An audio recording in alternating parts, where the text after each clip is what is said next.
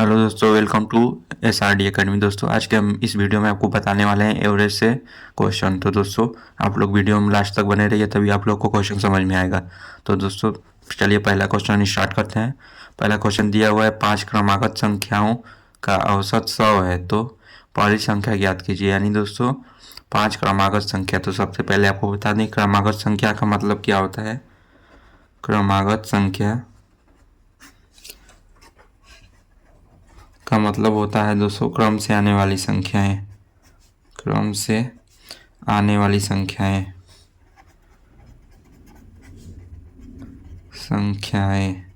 और दोस्तों औसत का मतलब होता है बीच की संख्या।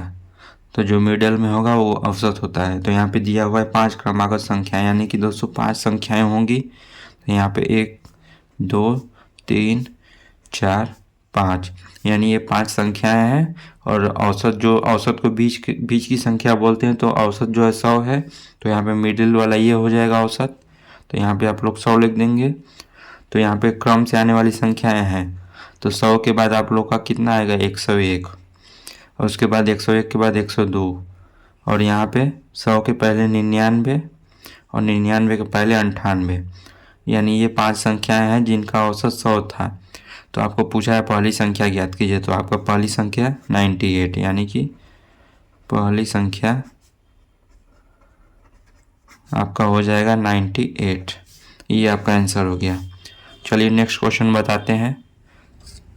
नेक्स्ट क्वेश्चन है दोस्तों दूसरा नंबर। 20 संख्याओं का औसत 30 है तथा अन्य 30 संख्याओं का औसत 50 है, तो सभी संख्याओं का औसत ज्ञात कीजिए। तो यहाँ पे दिया हुआ है 20 संख्याओं का औसत 30 है। तो दोस्तों आपको बता दें कि सबसे पहले 20 संख्या है और उसका औसत 30 है, और उसके बाद अन्य 30 संख्याओं यानी 30 संख्याओं का औसत 50 है।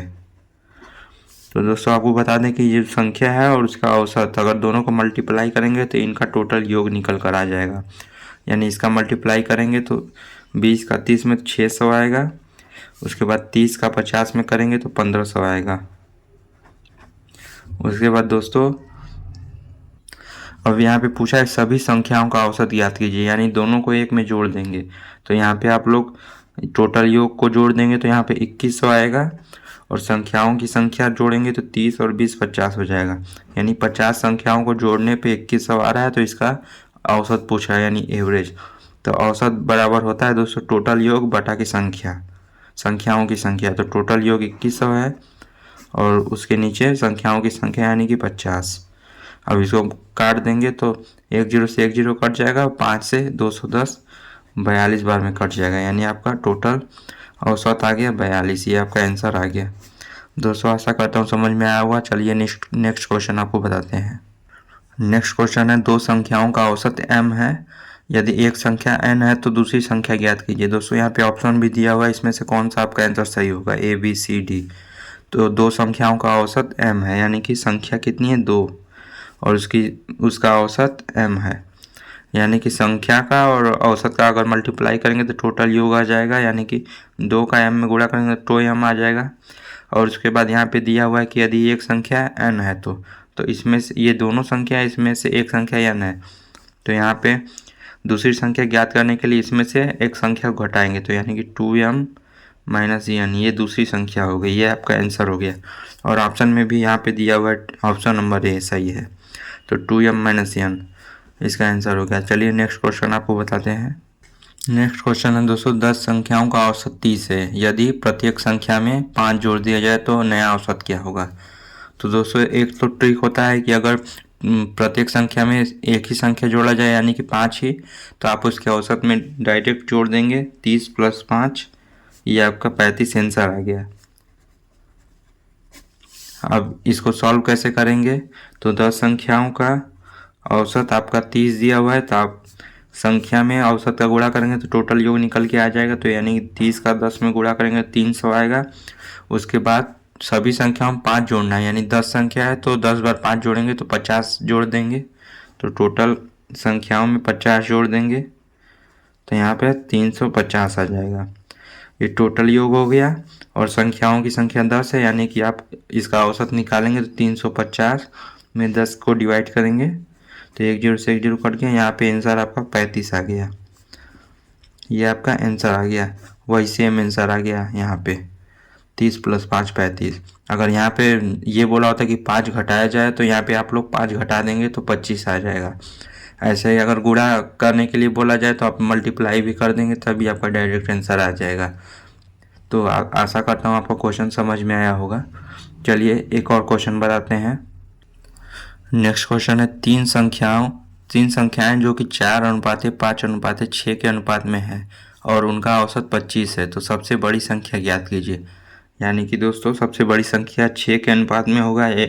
जो अनुपात सबसे बड़ी होगी ये वाला आपको संख्या निकालना है।